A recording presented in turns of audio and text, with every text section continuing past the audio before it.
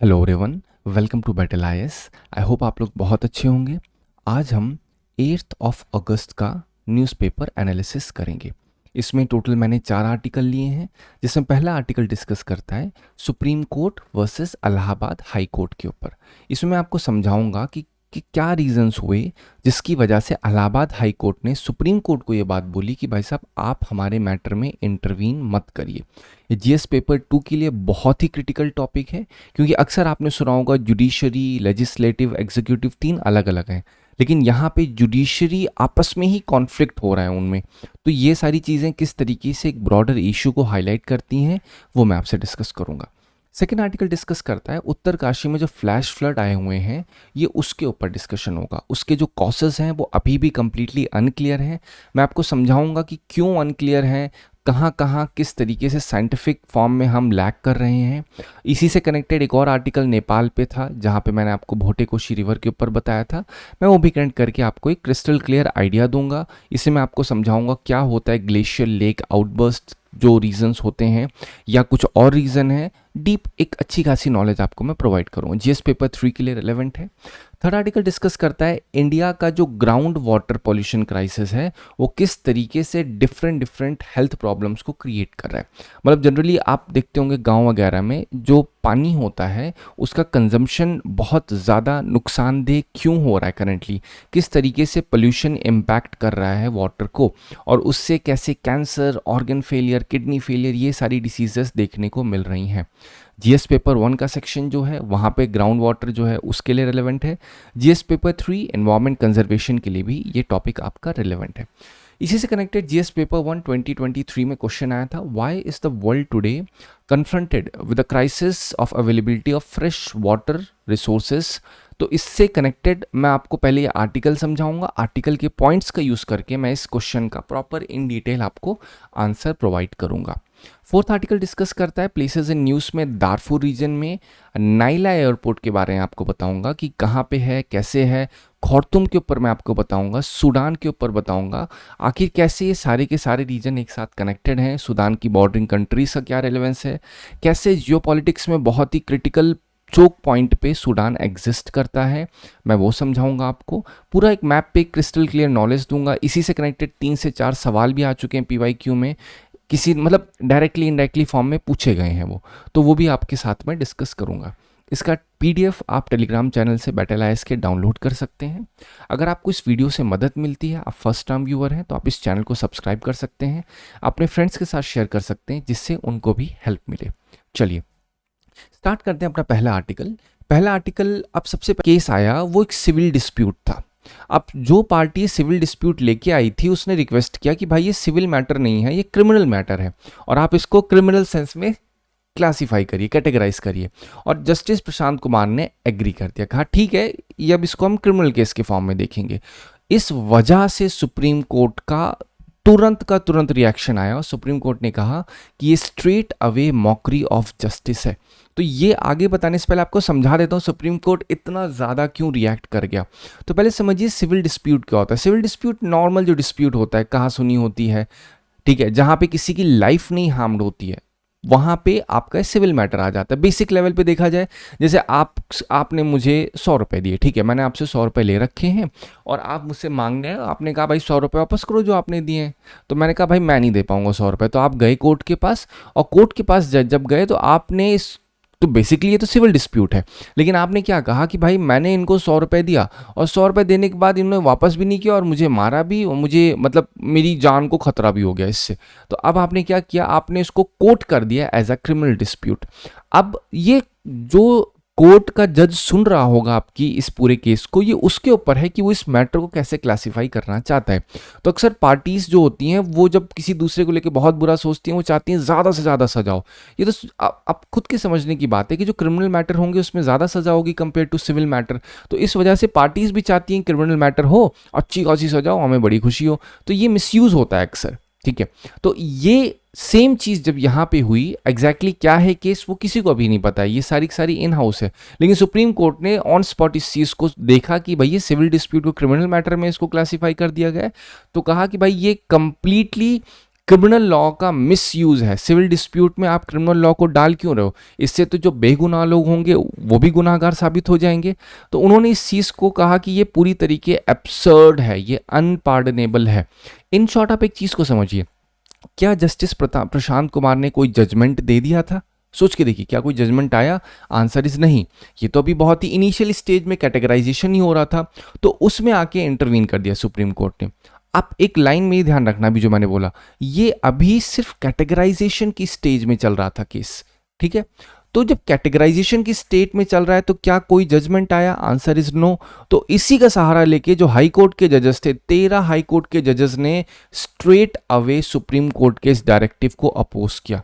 उन्होंने कहा कि भाई साहब, आपके पास ये पावर बिल्कुल भी नहीं है, आपके पास कोई भी एडमिनिस्ट्रेटिव सुपरिटेंडेंस नहीं है कि आप आकर के हाई कोर्ट के डे टू डे ऑपरेशन में इंटरवीन करें इस तरीके से। ये आपको भी पता है कि जस्टिस प्रशांत कुमार के ऊपर एक रिमूवल प्रोसीडिंग चल रही है, लेकिन फिर भी कहीं ना कहीं ये 13 जज जो थे वो खड़े हुए इनके फेवर में। इन्होंने कहा कि भाई साहब चलो जो जैसे है ठीक है, लेकिन ये एक सिविल डिस्प्यूट था, क्रिमिनल डिस्प्यूट था, लेकिन अभी जजमेंट तो नहीं पास हुआ ना। जो भी था ये तो एडमिनिस्ट्रेटिव काम चल रहा था, तो उसमें आपने पहले आके कैसे बोल दिया? तो इस चीज़ को अगर इतनी बड़ी बात हाई कोर्ट ने बोली है तो कोई ना कोई तो सहारा लिया होगा। तो हाई कोर्ट ने कहा कि जो हमारा कॉन्स्टिट्यूशन है उसका 227, 235 ये बात स्ट्रेट अवे कहता है कि जितनी भी एडमिनिस्ट्रेटिव काम होते हैं सबऑर्डिनेट जुडिशरी के, वो सब हाई कोर्ट के अंडर में होते हैं। सुप्रीम कोर्ट के पास अपीलेट अथॉरिटी है। अगर एक जजमेंट पास हो गया है और उस जजमेंट से किसी भी पार्टी को दिक्कत है, वो पार्टी कहती नहीं हम इस जजमेंट से खुश नहीं है, हम इस केस को ले जाएंगे सुप्रीम कोर्ट, मतलब अपील करेंगे सुप्रीम कोर्ट में इन शॉर्ट, तो वहां पे ये सुप्रीम कोर्ट का मैटर होगा। लेकिन पार्टी के ऊपर अभी कोई जजमेंट ही नहीं पास हुआ, उसके पहले सुप्रीम कोर्ट इंटरवीन कर रहा है, तब ये दिक्कत की बात है, ठीक है? अब आर्टिकल 141 भी ये चीज कहता है सुप्रीम कोर्ट के जो डिसीजन है वो बाइंडिंग होते हैं। अब एक ध्यान रखिए, डिसीजन बाइंडिंग होते हैं। कब बाइंडिंग होते हैं? केस के डिसीजन होंगे ना बाइंडिंग। अगर कोई केस आएगा, जब उस किसी भी तरीके से कोई पिटीशन फाइल होगी तो उसके ऊपर जजमेंट देगा। लेकिन यहाँ पे तो ना पिटीशन फाइल हुई, ना यहाँ पे कोई वर्डिक्ट दिया गया है, तो पहले इंटरवीन हो गया। तो अभी भी जो आर्टिकल 141 है या कोई भी आर्टिकल एडमिनिस्ट्रेटिव डायरेक्शन के ऊपर डिस्कस नहीं करता है, तो बहुत ही कंटेस्टेड रहता है कि भैया आखिर एडमिनिस्ट्रेटिव अथॉरिटी है किसके ऊपर। अगर हाई कोर्ट के पास लोअर कोर्ट की अथॉरिटी है तो क्या सुप्रीम कोर्ट के नीचे तो हाई कोर्ट है, तो हाई कोर्ट की अथॉरिटी क्या सुप्रीम कोर्ट के पास है? आंसर इज यस नो, दोनों हो सकता है। तो आपस में ये म्यूचुअल इन लोग का वो रहता है कि चलो ठीक है भाई साहब, आप डे टू डे ऑपरेशन करो, उसमें हम आकर के इंटरवीन नहीं करेंगे, या आपका मैटर है, आप अपने अकॉर्डिंग अपने लेवल पे देखिए। अब ये मैटर इतना इंपॉर्टेंट इसलिए है आपके लिए क्योंकि अभी तक आपने ये नहीं सुना होगा ना कि भाई, ये आपने सुना होगा supreme court versus government case चल रहा है। कई बार गवर्नमेंट ने कोई लॉ पास किया, सुप्रीम कोर्ट को उससे दिक्कत हो गई और सुप्रीम कोर्ट ने उसके ऊपर अपना जजमेंट पास कर दिया कि इस लॉ को हम नल एंड वॉइड करते हैं। लेकिन अब ये जुडिशरी में ही कॉन्फ्लिक्ट हो रहा है। ये तो वही हो गया ना, दो बंदरों की लड़ाई में बिल्ली फायदा उठाएगी। अब एग्जैक्टली हाँ, मैं यहाँ किसी को रेफरेंस नहीं दे रहा हूँ कि नहीं कौन दो बंदर है कौन वो है, बट मैं एक निमोनिकल सेंस में आपको समझा रहा हूँ कि अगर जुडिशरी में ही कॉन्फ्लिक्ट होगा तो इसका फायदा किसको होगा? इसका फायदा होगा पॉलिटिकल पार्टीज को, वो इसका फायदा उठा सकती हैं। इससे जो जस्टिस पे भरोसा है जनरल पब्लिक का, वो भी इंपैक्ट होता है, ठीक है? अब थोड़ा सा इसको और डिटेल में लेके चलते हैं कि आखिर किस तरीके से क्रिमिनल लॉस जो हैं वो मिसयूज होते हैं सिविल डिस्प्यूट में। अब जैसे money recovery, cheque bounce, contractual dispute, inheritance, ठीक है, ये सारे क्या है? ये सब सिविल डिस्प्यूट कहलाते हैं, ठीक है? अब आप ब्रॉडर लेवल पे मैक्सिमम चीज़ें सिविल डिस्प्यूट ही होती हैं। लेकिन अब पार्टीज क्या करती हैं? पार्टीज इसमें क्लेम करती हैं कि भाई साहब हमें हैरेसमेंट हुआ, हमारे ऊपर ना बड़ा इसमें बहुत दिक्कत हो गई है, हम मतलब इसको कन्वर्ट किस में कर देते हैं वो लोग, कोर्ट करके क्रिमिनल उसमें कन्वर्ट कर देते हैं। रहता तो सिविल है लेकिन कर देते हैं कन्वर्ट क्रिमिनल में। अब ये करने से क्या होगा? जिस पार्टी के ऊपर क्रिमिनल केस चलेगा उसको हैरेसमेंट होगा। पहली बात तो ऑब्वियस सी बात है क्योंकि क्रिमिनल लॉस बिल्कुल डिफरेंट है। जो क्रिमिनल जस्टिस सिस्टम है, आपको पता है कितने ज़्यादा केसेस पेंडिंग है। अगर ऑलरेडी इतने केसेस पेंडिंग है उसमें ये चीज़ और स्टार्ट हो जाएगी तो और क्या होगा? ओवरबर्डन हो जाएगा। जो जेन्युइन जिन्हें क्रिमिनल लॉ के एप्लीकेशन होने चाहिए वो तो डाइल्यूट हो जाएंगे ना। फिर तो जो जजेस होंगे बहुत एकदम आंख कान खोल के बैठेंगे, भैया क्रिमिनल मैटर है भी या नहीं है। तो कभी कभी ऐसा भी हो सकता है ना, जो एक्चुअल में क्रिमिनल मैटर है उसको कैटेगराइज किया ही ना जाए एज अ क्रिमिनल मैटर। तो ये चीज़ बहुत बड़े लेवल पे शो करती है कि क्या क्या कॉन्सिक्वेंस हो सकते हैं अगर क्रिमिनल लॉ को सिविल डिस्प्यूट में मिसयूज किया जाएगा। ठीक है। और ये चीज़ आगे इसलिए रेलेवेंट है क्योंकि ये जुडिशियल इंडिपेंडेंस पे सवाल करती है, बहुत बड़ा सवाल खड़ा करेगी। ऑब्वियस सी बात है कि भैया सेपरेशन ऑफ पावर तो हम लोग देखते हैं किसमें, जुडिशरी में, एग्जीक्यूटिव में, लेजिस्लेटिव में, बट आपने अभी तक ये नहीं सुना होगा ना कि भाई सुप्रीम कोर्ट हाई कोर्ट का ही सेपरेशन ऑफ पावर हो रहा है, ये चीज़ तो नहीं है।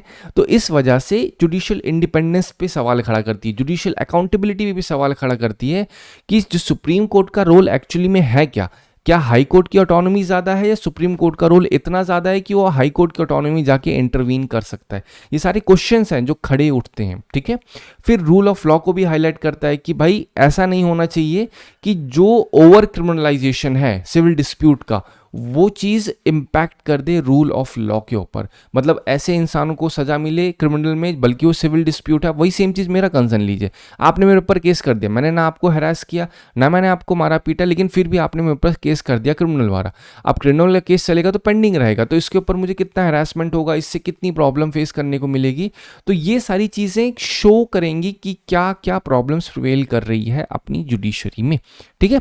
इन सब का आप यूज़ कर सकते हो अपने मेंस के राइटिंग में, आपको और अच्छा खासा आइडिया लग जाएगा। अब अगर चैलेंजेस की बात करें तो सबसे पहला चैलेंज ये है कि हमें इन द सेंस गवर्नमेंट को या फिर इंडिया को ब्रॉडर लेवल पे ये देखना होगा कि किस तरीके से जुडिशियल डिसिप्लिन को मेंटेन किया जाए और जुडिशियल जो इंडिपेंडेंस है वो हर एक कोर्ट की कैसे मेंटेन हो।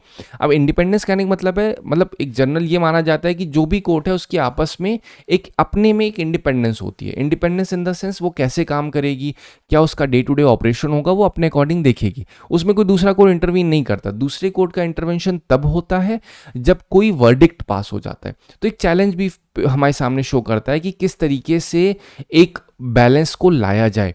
जो आपका एक बोलते हैं ना अब्यूज ऑफ प्रोसेस होता है, वो भी एक बहुत बड़ा चैलेंज है। अक्सर वही सेम चीज होती है ना, हायर कोर्ट के पास अपने आप को अथॉरिटी समझते हैं कि जो बन के आएगा लोअर कोर्ट को बोल सकते हैं, बट जनरली ये चीज एक प्रोसेस को अब्यूज करती है, जिससे ये हाईलाइट होता है कि आखिर इंडिपेंडेंस हर एक कोर्ट का किस लेवल तक है, ठीक है।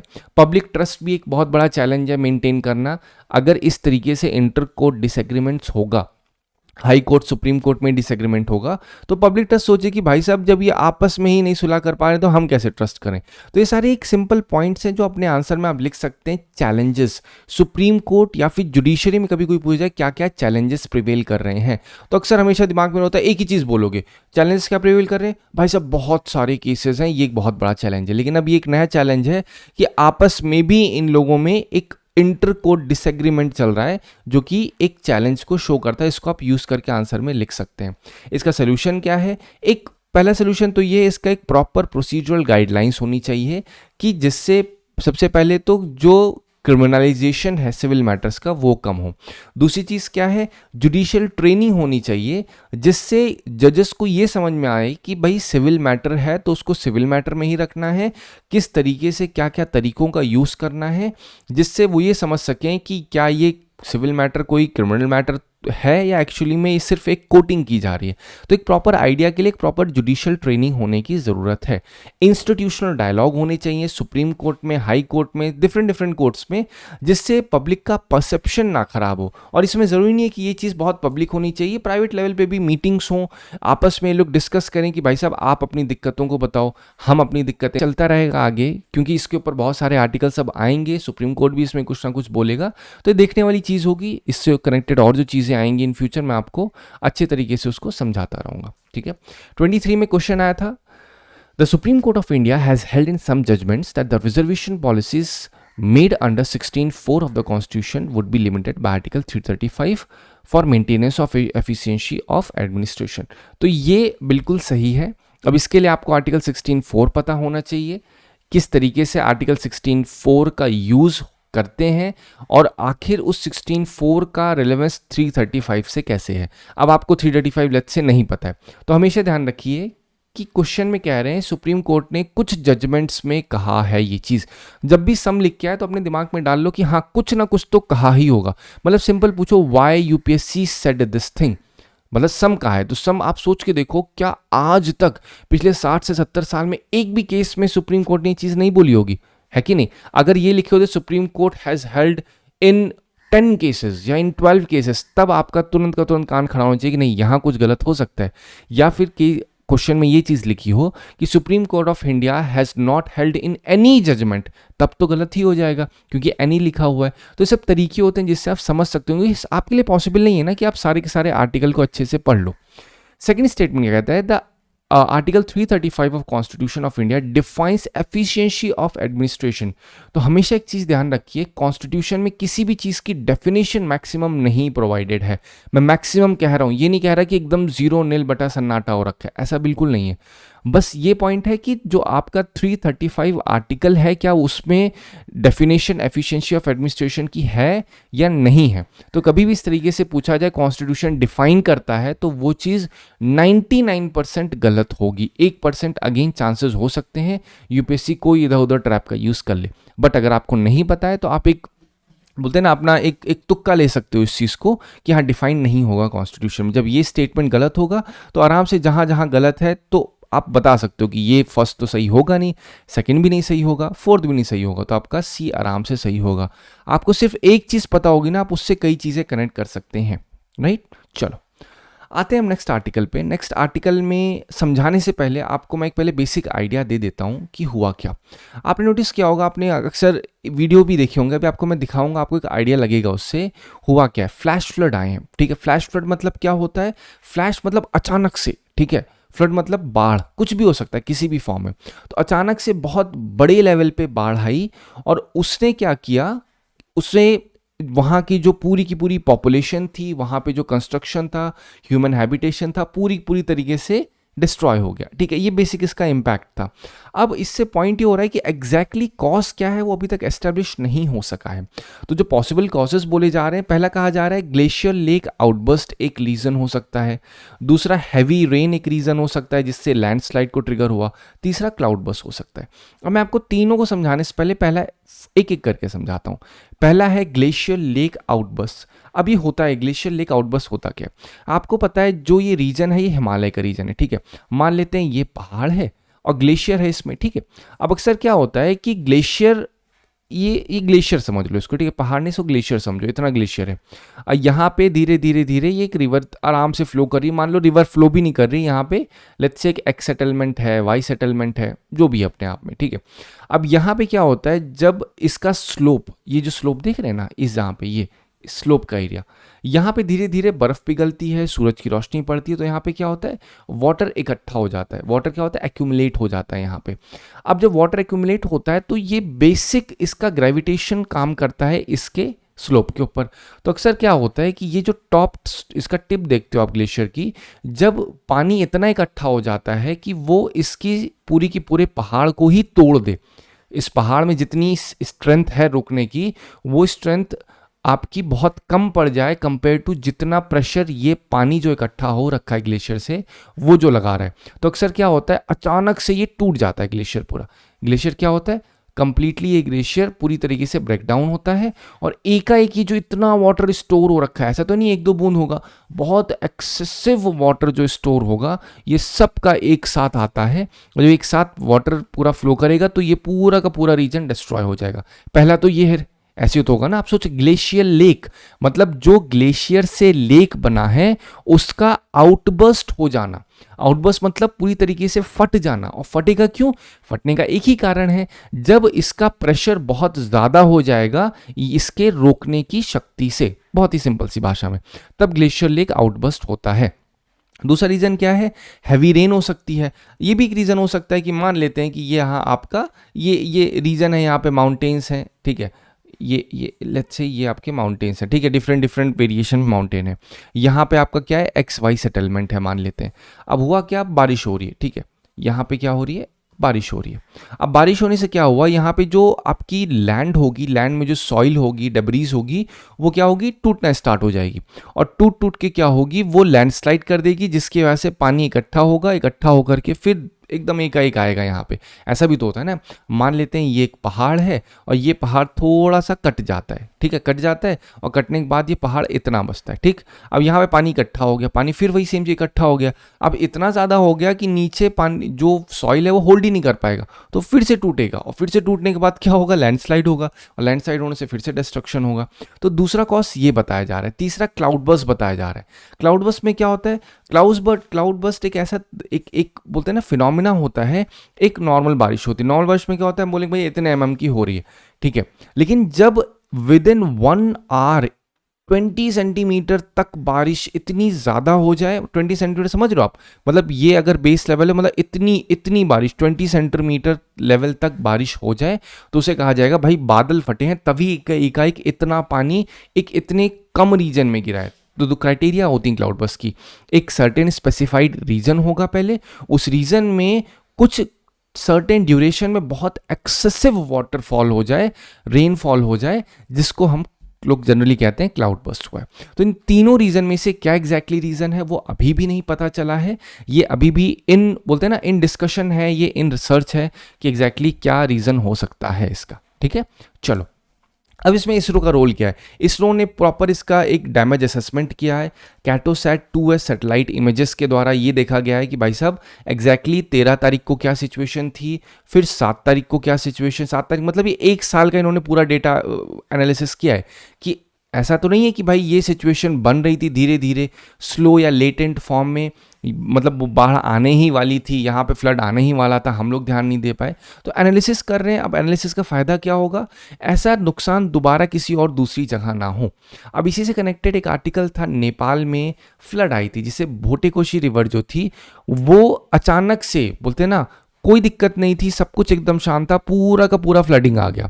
और फ्लड इतना ज़्यादा आया कि वहाँ पे नेपाल चाइना का जो एकमात्र ट्रेड लिंक था, जो फ्रेंडली ब्रिज था, वो फ्रेंडली ब्रिज पूरी तरीके से टूट गया। और उसके पीछे रीज़न ये बताया गया कि हमारे पास अभी भी प्रॉपर बोलते हैं ना साइंटिफिक इंस्ट्रूमेंट्स नहीं है जिससे हम ये पता कर सकें कि आखिर क्या रीज़न थे जिसकी वजह से इतना फ्लैश फ्लड आया। सेम इंडिया में वही सिचुएशन हो रही है। तो ये कहीं ना कहीं आप नोटिस कर रहे हो कि जो आपका ये जो ग्लेशियर लेक आउटबर्स्ट हैं या फिर ये जो नेचुरल फिनोमेनाज हो रहे हैं जनरली, ये बहुत एक फ्रीक्वेंसी पे आ रहे हैं जैसे जैसे क्लाइमेट चेंज हो रहा है। ठीक है, बट अगेन वो क्लाइमेट चेंज का टॉपिक है। यहाँ पे हम इसरो के रोल को डिस्कस करें तो वो अगेन इस असिस्ट कर रहा है कैसे सर्च रेस्क्यू साइंटिफिक तरीके से वो हेल्प कर रहा है इसरो कि भाई साहब ये पूरी की पूरी एनालिसिस हो सके, कोई लोग फंसे हैं तो उसका भी हम सहारा लेकर के उनको बचाया जा सके। तो ये इसरो का रोल है, आप दिमाग में रख सकते हैं। इसरो का रोल अक्सर नहीं आपको पता चलता है कि भाई किस तरीके से मदद करता है इसरो इंडिया में। ना केवल ऐसा तो है नहीं बस हाँ सैटेलाइट भेज रहे हैं, उसका इम्पैक्ट भी पड़ता है। तो ये उसका एक्चुअल इम्पैक्ट है। अब देखते हैं कुछ जो सर्टेन डेटा फोरकास्टिंग चैलेंजेस क्या हैं। अभी भी इंडिया में बहुत अच्छे तरीके से जो बोल क्लाउड बर्स्ट का डिटेक्शन है वो नहीं हो पाता है। ऐसा नहीं होता ही नहीं है बट नहीं हो पाता है क्योंकि उसको डिटेक्ट करने के लिए जो हम यूज़ करते हैं वो है Doppler weather radar. Doppler weather radar क्या होता है, यहाँ पे एक रडार होता है सिंपल सा, मान लो ये एक रडार एक मशीन है, इसमें रेडियो वेव्स होती हैं। ये रेडियो वेव्स का यूज़ करती हैं ये पता करने के लिए यहाँ पे कितनी बारिश हो रही है, इस रीजन में कितनी बारिश हुई है। दूसरा है ऑटोमेटिक वेदर स्टेशन। ये भी एक तरीके से छोटे छोटे सेंसर्स लगे होते हैं। ये क्या करते हैं, ये नोटिस करते हैं कि वही सेम काम है बट हल्का सा डिफरेंट इसलिए हो जाता है कि ये थोड़ा सा ऑटोमेटेड होते हैं। ये खुद ही अपने तरीके से इनके पास कोई डेटा आएगा, डेटा का एनालिसिस करेंगे, एनालिसिस करके ये बता देंगे हाँ भैया यहाँ पे इतनी बारिश हुई है, इतनी हो सकती है। ठीक है, तो ये तरीके होते हैं जिससे क्लाउड बर्स्ट का डिटेक्शन किया जाता है। अभी उत्तराखंड में देखा जाए तो वहाँ पे केवल 3 DWR हैं और ये पूरी तरीके से लार्ज एरिया को नहीं मैप कर पाते हैं। और जो AWS का डेटा है वो पब्लिकली शेयर भी नहीं होता है। तो जो IMBD है उसने 8 घंटे जनरली जो अगर डेटा प्रोवाइड होता है वो कैसे होता है, आप नोटिस करते हो आपके मोबाइल पे मैसेजेस भी आते हैं अगले 3 घंटे में बारिश होने वाली है, आप पूरे दिन का IMBD का डेटा देख लेते हो तो 8 से 24 घंटे तक का एग्रीगेट देते हैं। लेकिन इससे जो इंटेंस रेनफॉल है, जो शॉर्ट बर्स्ट होते हैं वो अक्सर मिस हो जाते हैं। ठीक है, सिग्निफिकेंस क्या है इस चीज़ का, अभी ये जो डिज़ास्टर आई हुई है, जो फ्लैश फ्लड हुए, ये शो करते हैं कि भाई अभी भी हमारे पास मॉनिटरिंग गैप है। हम जितने भी हिमालयन रीजन है डिज़ास्टर प्रोन है उसका हमारे पास प्रॉपर तरीके से मॉनिटरिंग नहीं है और ये डिमांड करता है हमारे पास एक प्रॉपर R&D होना चाहिए। ये डेमोन्स्ट्रेट करता है कि जो सैटेलाइट बेस्ड रैपिड असेसमेंट है डिजास्टर मैनेजमेंट का, उसकी कितनी रेलेवेंस है। अगर हम वन बाय वन सिर्फ पेड़ हटा हटा करके अगर लोगों को ढूंढेंगे, नहीं ढूंढ पाएंगे, लेकिन अब टेक का यूज़ करेंगे, ड्रोन्स का यूज़ करेंगे, तो पता चल पाएगा ना कि भाई इस फ्लड में कहाँ पे कितने लोग फंसे हुए हैं, कितने लोग का नुकसान हुआ है, क्या चीज़ कहाँ पे है। तो कहीं ना कहीं टेक का भी ये एक शोकेस करते हैं कि हम किस तरीके से यूटिलाइजेशन करें।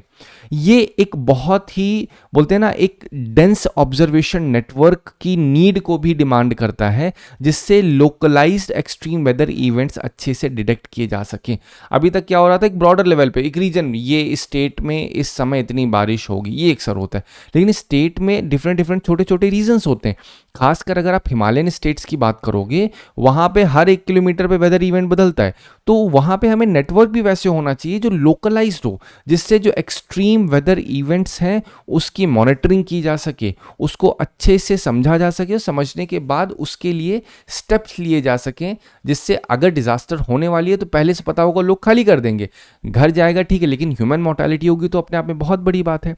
तो ये सारे तरीके होते हैं, ठीक है। अब ये जो चीज़ हुई इसको समझने के लिए आप एक बार ये इवेंट को देखिए थोड़ा सा, ठीक है, आप समझिए एक बार हुआ क्या यहाँ पे। आप नोटिस कर रहे हैं ये अचानक से फ्लड आई है बिल्कुल, और देखिए यहाँ पे, देखिए ये लोग यहाँ पे they were not prepared at all, देख रहे हैं, देखिए ये फ्लड आया, बूम, सब गया, ठीक है। आप सोच के देखिए कि ये किस तरीके से उस इवेंट हुआ होगा। ये होने के बाद देखिए ये इस तरीके को देखिए, इससे आपको आइडिया लग रहा है, आप हल्का से इसको पॉज कर रहे हैं, आप देखिए कितने बड़े अमाउंट में पानी एक का एक बह रहा है। तो आप नोटिस करिए अगेंस्ट ग्रेविटी, मतलब ग्रेविटी के साथ आ रहा है ना, ऊपर से स्लोप से आ रहा है पानी, स्लोप से आ रहा है। दो ही रीजन हो सकते हैं, मतलब जो 3 रीजन मैंने आपको बताए, कौन कौन से रीजन, या तो कहीं पीछे ग्लेशियर फटा होगा, प्रेशर पड़ा होगा, उसकी वजह से पानी आया होगा, दूसरा लैंडस्लाइड हुआ होगा जहां पानी इकट्ठा होगा, तीसरा बहुत ज्यादा कहीं पे क्लाउड बस्ट हुआ होगा। और तीनों का हमारे पास अभी ढंग से डेटा नहीं है, अभी भी प्रोसेस चल रहा है, तभी तो इतनी बड़ी डिजास्टर हुई है। आप देखिए फिर से छोटे एरिया में कितना ज्यादा पानी एकाएक आ चुका है, ठीक है। तो आई होप आपको आइडिया लगा होगा कि ये चीज़ कितना कंसर्निंग है, हिमालयन रीजन है। और ऐसा केवल हिमालयन रीजन नहीं है, अगर आप प्रयागराज में कोई रह रहा है तो वहाँ पे आप नोटिस कर रहे होंगे पानी का लेवल कितना बढ़ता जा रहा है। आपको क्या लग रहा है पानी का लेवल बस बारिश से बढ़ जा रहा है? नहीं, पानी का लेवल ये हिमालय से भी बढ़ रहा है, क्योंकि वहाँ पे क्या हो रहा है, बारिश हो रही है, वो तो बारिश का लेवल जो ग्रेविटी के साथ जितना नीचे पानी आएगा तो आपको भी तो शो होगा। तो केवल एकमात्र रीजन बारिश ही नहीं है कि बस उसी सब कुछ हो जा रहा है, ये पीछे से पानी मिल रहा है, तभी आपको यहाँ पे बाढ़ दिख रही है, राइट। चलिए नेक्स्ट आर्टिकल पे चलते हैं। नेक्स्ट आर्टिकल बात करता है इंडिया का ग्राउंड वाटर पोल्यूशन क्राइसिस, ठीक है। हम यहाँ बताएंगे कि आखिर जो क्या इंपॉर्टेंस है ग्राउंड वाटर की। आपको ही पता है ग्राउंड वाटर मतलब ये, जैसे यहाँ पे आप अक्सर सुना होगा इंडिया में आकर ये नल होते हैं, पानी मतलब जनरली विलेजेस में इसी का यूज़ होता है। आपने भी अगर बचपन में पिया होगा तो इसका पानी मतलब बहुत ही प्योर कहा जाता है, इसको हम लोग अक्सर पीते भी हैं, पानी अभी भी जाते हैं तो बहुत गाँव में, स्पेशली अब अभी हमारे गाँव एक्सेट्रा में इस चीज़ का बहुत अभी भी प्रचलन है, यहाँ इन नलों का यूज़ करके पानी पिया जाता है। अब पॉइंट क्या है जो मैं आपको बताऊँगा वो आपको बहुत थोड़ा सा कंसर्निंग लग सकता है।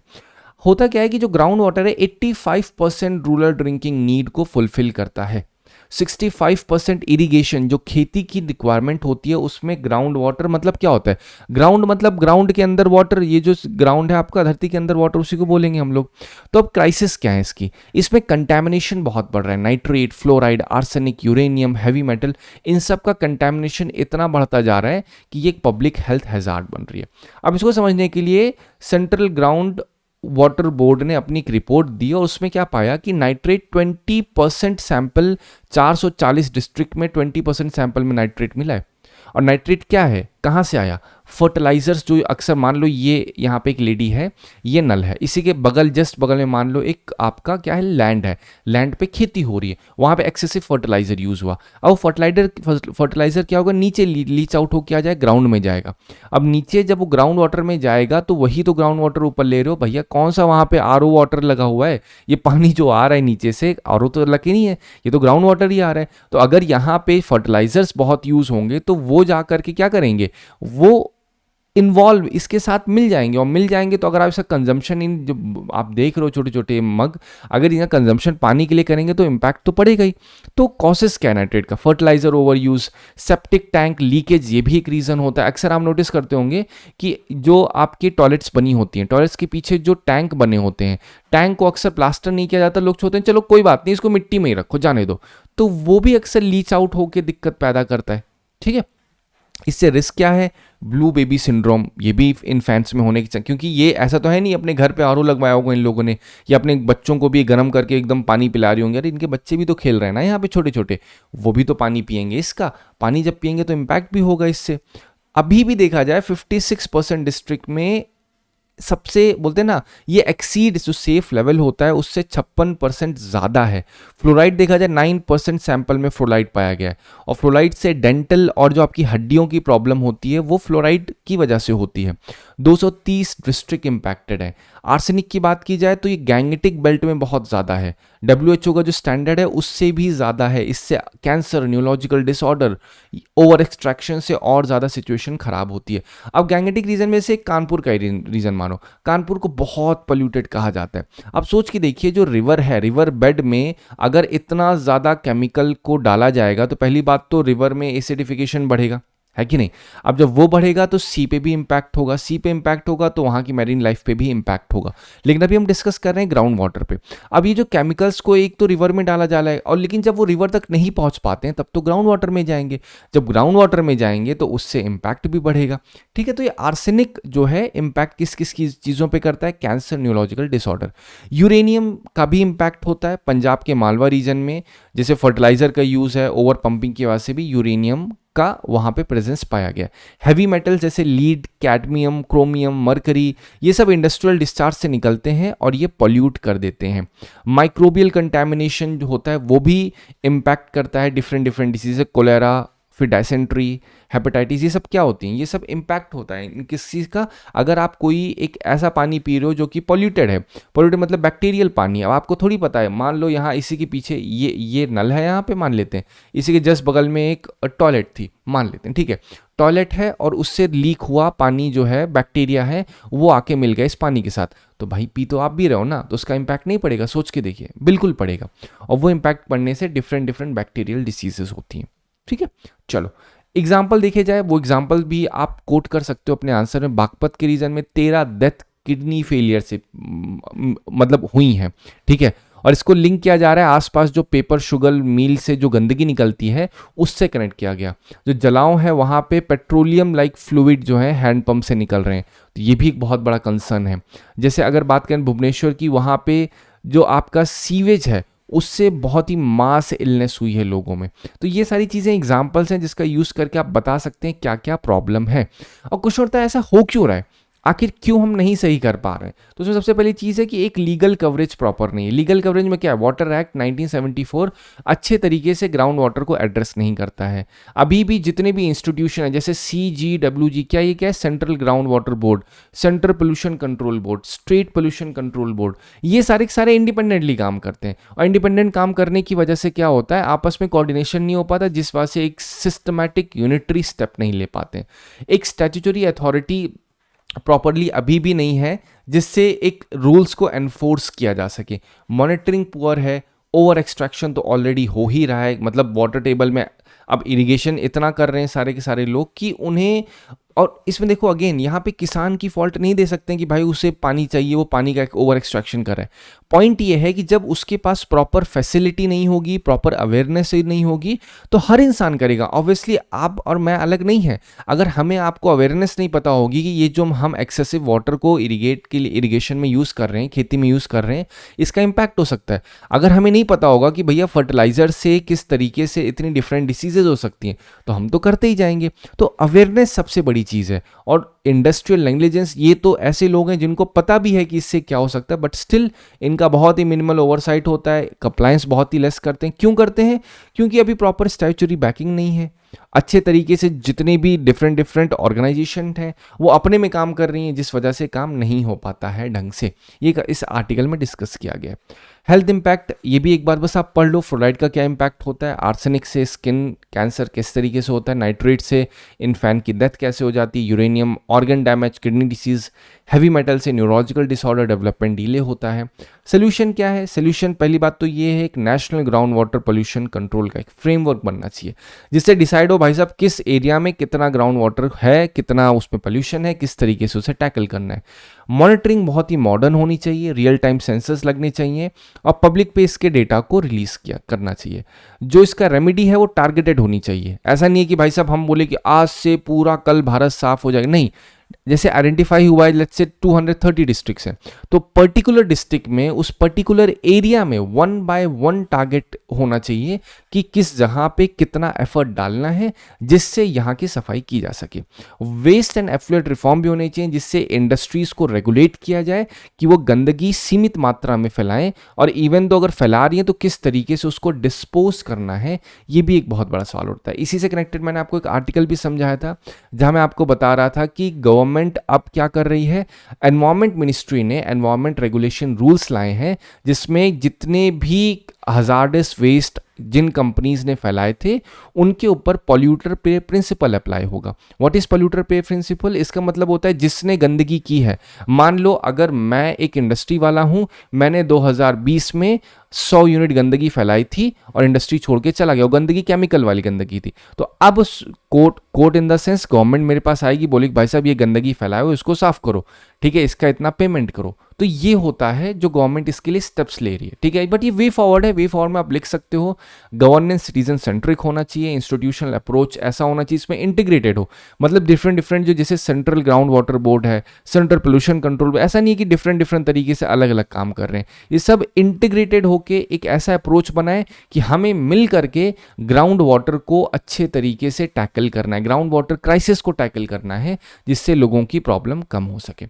2013 में क्वेश्चन आया था, which of the following can be found as pollutant in the drinking water in some parts of India? Arsenic, sorbitol, fluoride, formaldehyde, uranium. आप नोटिस करिए यही सेम चीज, आज ये आर्टिकल मैंने इसलिए क्योंकि सारे के सारे वही सारे पॉइंट थे इसमें। तो आर्सेनिक पाया जाता है, सॉर्बिटॉल पाया जाता है। सॉर्बिटॉल एक शुगर एल्कोहल है, जो आपकी शुगर इंडस्ट्री होती है गन्नों की, वहां से निकलता है, तो ये एक आपका पोल्यूटेंट नहीं है ड्रिंकिंग वाटर में, इवन तो ये बायोडिग्रेडेबल होता है। फ्लोराइड, बिल्कुल फ्लोराइड भी आपको बता दिया। फॉर्मल एल्डिहाइड जो इंडस्ट्रीज होती हैं उसमें केमिकल एफ्लुएंट होता है, ठीक है, लेकिन ये आपका एयर में भी जाता है और वाटर में उतनी देर तक रुकता नहीं है। तो पॉइंट क्या है, ड्रिंकिंग वाटर की बात हो रही है, ड्रिंकिंग वाटर मतलब ग्राउंड वाटर की बात हो रही है, वही चीज तो आर्टिकल था। तो ऐसे आप समझ, देखो आपको बेसिक आइडिया तो होना पड़ेगा फॉर्मल एल्डिहाइड क्या होता है। अगर नहीं भी है, चलो अभी मान के समझ लो मुझे फॉर्मल एल्डिहाइड के बारे में नहीं पता है, मान लेते हैं भैया मुझे आइडिया नहीं है। अब मुझे क्या एग्जैक्ट आइडिया है, क्योंकि सर आर्सेनिक तो है, इतना मुझे पता है, यूरेनियम भी है ये भी पता है, और हमें ये पता है कि फ्लोराइड भी है। चलो अगर मान लो आपने आर्टिकल नहीं पढ़ा है तो आप इतना तो बोल सकते हो कि भैया आर्सेनिक और फ्लोराइड तो हो गई। तो 1-3 आप देखो कहाँ कहाँ पे है, 1-3 ए में है, सी में है, तो आप बाय डिफॉल्ट आपने बी और डी हट गया, मतलब आपका 2 और 4 ये नहीं होगा। तो अब इन दोनों में आपको एक 50-50 कर सकते हो। अगर यूरेनियम में अक्सर डाउट हो गई यार, यूरेनियम तो एटम में यूज़ होता है, एटॉमिक पावर में यूज़ होता है, क्या यूरेनियम यहाँ यूज़ होगा, नहीं होगा। तो हर वो एलिमेंट जो नेचुरली फॉर्मिंग है उसके चांसेस होंगे कि वो आपको मिलेगा। तो यूरेनियम ऐसा नहीं कोई इंसान बना रहा है, ये सब नेचुरली फॉर्मिंग है, तो इस वजह से मिलने के इसके चांसेस होंगे, ठीक है। तो इसमें C is the right one. चलिए अब क्वेश्चन क्या था, why is the world today confronted with the crisis of availability of and access to fresh water resources. अब इसको इंट्रोडक्शन ऐसे करिए कि fresh water 2.5% global water cover करता है, लेकिन ओवरऑल पूरी पॉपुलेशन की एसेंशियल ह्यूमन सर्वाइवल में, एग्रीकल्चर में, इकोसिस्टम में बहुत ही मदद करता है ग्राउंड वाटर, ठीक है। करेंटली जो आप क्लाइमेट चेंज, पॉपुलेशन ग्रोथ, इतना अनसस्टेनेबल प्रैक्टिसेस हैं, उससे जो भी आपका ग्राउंड वाटर का यूसेज है वो बहुत ही स्कैर हो चुका है, बहुत ही इम्पैक्ट हो चुका है इन्वर्सली, और अब उसकी स्कैसिटी होने की वजह से उसकी क्वालिटी पे भी इम्पैक्ट हो रहा है। और दोनों, केवल क्वांटिटी नहीं बल्कि दोनों क्राइसिस हो रही हैं, क्वांटिटी क्वालिटी क्राइसिस हो रही है। तो ऐसे आप इंट्रोड्यूस करिए, बॉडी में आप पॉइंट्स लिखिए कि why is world today confronted, मतलब आज वर्ल्ड क्यों कन्फ्रंट कर रहा है फ्रेश वाटर रिसोर्स की क्राइसिस को, क्यों हम एक्सेस नहीं कर पा रहे? तो उसमें पहला यूज तो ही है ओवर एक्सट्रैक्शन, अनसस्टेनेबल यूज। दूसरा क्या है? Pollution of fresh water resources. ये जो है इसको आप कनेक्ट करिए, ये जो मैंने डाला है यहाँ पे कैसे डाला है, ये अभी जो इसके पहले आपने आर्टिकल पढ़ा ये उसी से कनेक्टेड है। जैसे आपको क्या सेंट्रल ग्राउंड वाटर बोर्ड 24 की रिपोर्ट है, उस रिपोर्ट को मेंशन कर दिया। अब जो एग्जामिनर है उसको लेगा, भाई साहब आपने इस रिपोर्ट को कोट किया, मतलब आपने रिपोर्ट पढ़ी है, तो इससे आपको एक एज मिलेगा बाकियों से। वहाँ बाकी जो लिखेंगे भैया फ्रेश वाटर सोर्सेज होता है, लेकिन आपने जब ये लिख दिया तो आपके पास स्टैटिक नॉलेज भी है, आपके पास करंट नॉलेज भी है, ठीक है। नेक्स्ट इसमें आप लिख सकते हो climate change, extreme weather events, ये भी एक रीज़न है जिसकी वजह से आपका फ्रेश वाटर इम्पैक्ट होता है। पॉपुलेशन ग्रोथ, अर्बनाइजेशन से डिमांड होती है जिससे उसकी सप्लाई उतनी नहीं हो पाती। गवर्नेंस वीक, इंस्टीट्यूशनल गैप, वो भी आपको मैंने समझा दिया कैसे। Water act 1974, integrated water set management वो ढंग से नहीं है, मॉनिटरिंग प्रॉपर नहीं है, डेटा ट्रांसपेरेंसी नहीं है।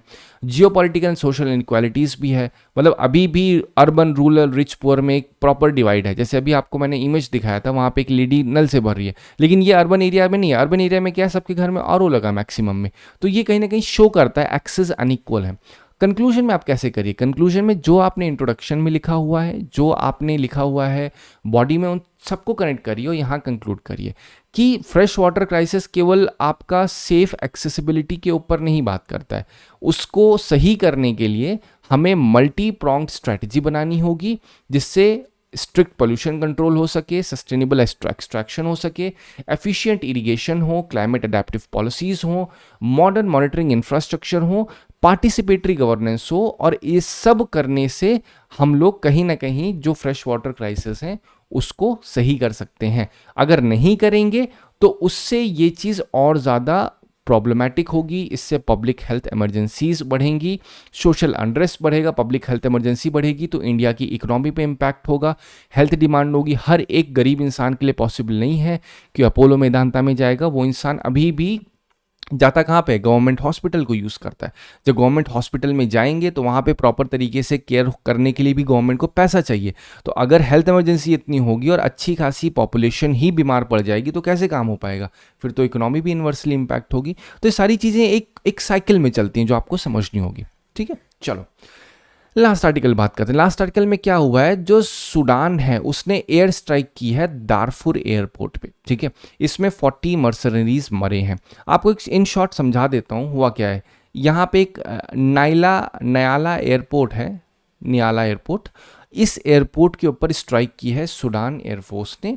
अब ये जो सूडान एयर स्ट्राइक हुई है तो क्या ये किसी बाहर का रीजन है? आंसर इज नहीं। दारफुर जो रीजन है ये सूडान के अंदर का ही रीजन है। अगर आप देखेंगे ये है सूडान आपका, ये है दारफुर रीजन।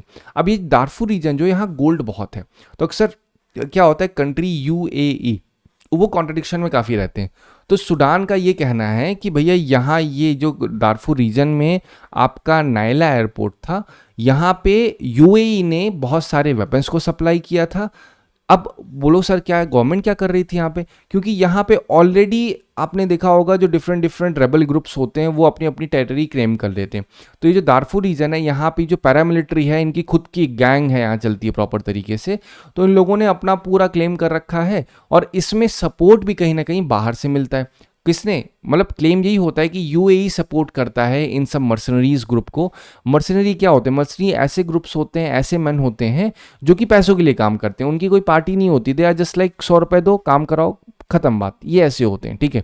तो इसमें सूडान ने ये चीज़ उसे शक हुआ कि हमारी टेरिटरी पे फॉरेन इंटरवेंशन, और ये ऐसा नहीं अभी का है, बहुत सालों से चल रहा है, ठीक है। तो इस वजह से उसने अटैक किया जिसपे अप्रॉक्सीमेटली 40 लोग मारे गए। ये आपको एक बेसिक आइडिया दे दिया मैंने क्यों इंटरफेरेंस हो रहा है ग्लोबल उसका गल्फ का यहाँ पे, क्योंकि यहाँ गोल्ड बहुत है। गोल्ड का प्रेजेंस इतना है जिस वजह से ये बोलते हैं ना हर एक का एक कंटेंशन पॉइंट बन जाता है कि नहीं हमें किसकी प्रेजेंस यहाँ पे ज़्यादा रहेगी। अब सूडान में ही आपका एक रीजन दिखेगा खार्तूम रीजन, जैसे आप देख रहे हैं ये खार्तूम, बस आप इतना ही समझ लो खार्तूम रीजन है, फिर आपका दारफुर है, ये दोनों के दोनों कहाँ पे है? सूडान में। अगर आप थोड़ा सा नोटिस करो यहाँ पे रेड सी है, ठीक है। अब हम सूडान के बारे में थोड़ी इंफॉर्मेशन लेते हैं। कैपिटल क्या है? खार्तूम। लोकेशन का है नॉर्थ ईस्ट अफ्रीका, ठीक है। अब इसके बारे में आप थोड़ी सी बेसिक इन्फॉर्मेशन बताऊं तो इसकी बॉर्डरिंग कंट्रीज आपको ध्यान रखो। तो ये रेड सी देख रहे हो, तो पहली बात तो क्या रेड सी कनेक्ट करता है सूडान को? क्या सूडान की बाउंड्री पे रेड सी है? आंसर इज यस, बिल्कुल है।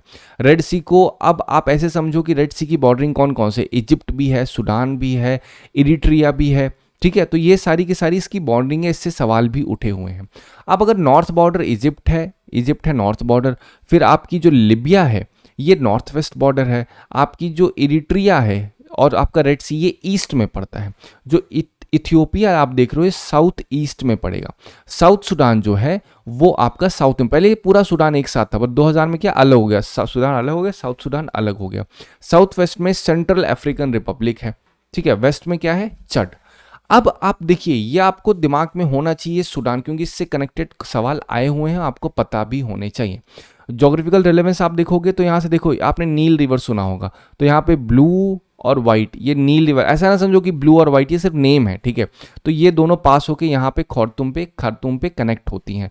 सहारा नॉर्थ ये भी यहीं पे, साहेल रीजन ये भी यहीं पे आपको देखने को मिलेगा, ठीक है। एक बार आप सिर्फ पढ़ लेना, आपको अपने आप ये चीज़ें समझ में आ जाएंगी। सिर्फ एक स्टैटिक फॉर्म में मैंने आपको इन्फॉर्मेशन दे रखी है, ठीक है, जिससे आपको आइडिया लग सके कि सूडान क्यों इतना रिलेवेंट है। क्वेश्चन कैसे उठते हैं आप वो देखिए। ये यूपीपीसीएस में 24 में सवाल है, विच of the following pair is not correctly matched. ये लिखा, ये लिखा, ये लिखा, ये लिखा, आपको इतना पता है खार्तूम इथियोपिया। अरे भैया खार्तूम की सूडान की कैपिटल ही खार्तूम है, तो अपने आप गलत हो गया। यही पूछ रहे ना कौन सा करेक्टली मैच नहीं है, लेकिन बहुत ही बेसिक सवाल था, ठीक है।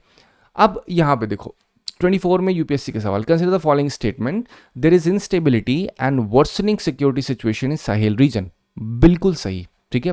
There have been military takeover, coup, defeat in several countries of the Sahel region in the recent past. ये भी बिल्कुल सही है। आपको पता है सहेल रीजन में, अब ये बहुत ही जनरलाइज टर्म है कि सहेल रीजन की जो सिक्योरिटी सिचुएशन है बहुत ही इनस्टेबल है, वर्स हो रही है। बिल्कुल हो रही है, पूरे वो ग्लोब की हो रही है।